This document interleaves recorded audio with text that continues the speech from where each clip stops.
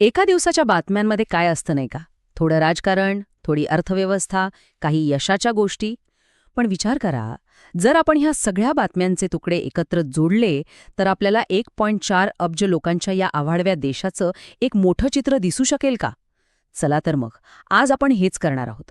फक्त एक दिवस घेऊया, 20 एप्रिल 2026, आणि पाहूया तो दिवस आपल्याला भारताविषयी काय सांगतो.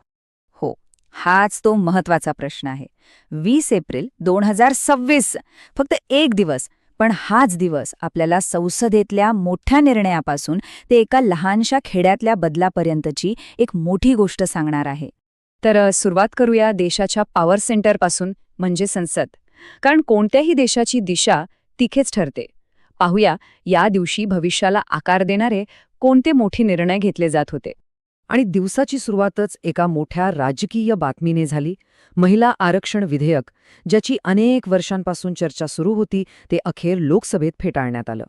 पण प्रश्न हा आहे की इतकं महत्वाचं विधेयक पास का होऊ शकलं नाही? राजकारण शेवटी आकड्यांचाच खेळ असतो, आणि इथे हे आकडेच पुरेसे नव्हते.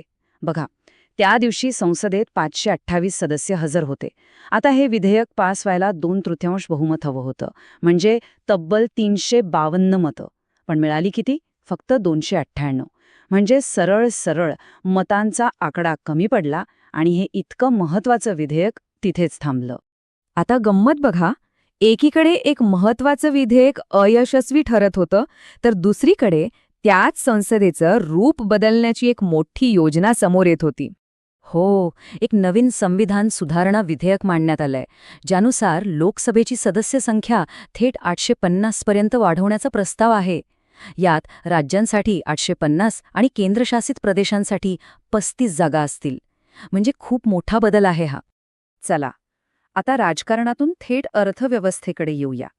जागतिक स्तरावर भारताची आर्थिक स्थिती कशी बदलत आहे ते पाहणंही तितकंच इंटरेस्टिंग आहे.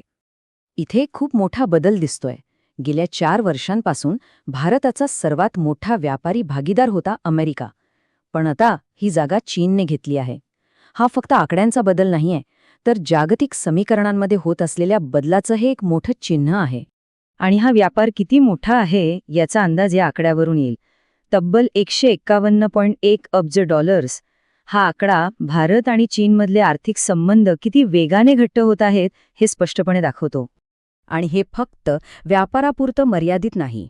बाहेरूनही भारताच्या अर्थव्यवस्थेबद्दल सकारात्मक मत आहे. आशियाई विकास बँकेने भारताचा आर्थिक विकास दर 6.9% राहील असा अंदाज वर्तवला आहे. ही आर्थिक ताकद फक्त आंतरराष्ट्रीय स्तरावर नाही, तर देशातही दिसतेय. एकीकडे गुजरातचं मुंद्रा बंदर कार निर्यातीचं हब बनलंय, तर दुसरीकडे इन्फोसिससारख्या कंपन्या जागतिक चेहऱ्यांना सोबत घेऊन भारताची एक वेगळी ओळख निर्माण करत आहेत.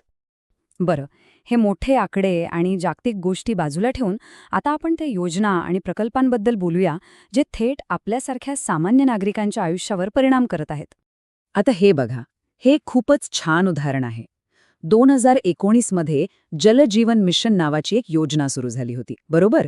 तर आता 2026 मध्ये या योजनेचं फळ छत्तीसगडमधल्या निलांगूर नावाच्या एका छोट्या दुर्गम गावात पोहोचलंय. तिथे राहणाऱ्या 35 कुटुंबांच्या घरी त्यांच्या आयुष्यात पहिल्यांदाच नळाला पाणी आलंय. विचार करा, ही किती मोठी, आयुष्य बदलून टाकणारी गोष्ट आहे त्यांच्यासाठी. त्याचप्रमाणे तेलंगणा राज्याने प्रोजेक्ट संजीवनी सुरू केलं आहे. ही भारतातली पहिली अशी इंटिग्रेटेड हायवे ट्रीटमेंट सिस्टम आहे, जी अपघातातील लोकांना वेळेवर मदत पोहोचवून त्यांचे प्राण वाचवण्यासाठी बनवली आहे. आणि विकासाची ही गाडी वेगवेगळ्या राज्यांमध्ये वेगवेगळ्या रूपात धावत होती. उत्तर प्रदेशात उद्योगांसाठी टेक्स्टाईल पार्क, अरुणाचलमध्ये ऊर्जेसाठी जलविद्युत प्रकल्प, आणि पंजाबमध्ये तर गुन्हेगारी रोखण्यासाठी चक्क AI टेक्नॉलॉजीचा वापर. हे सगळं एकाच दिवशी घडतंय. हेच तर आहेत राष्ट्र उभारणीचे वेगवेगळे पैलू. चला, आता या दिवसातल्या काही खास मानवी आणि सांस्कृतिक यशांवर एक नजर टाकूया.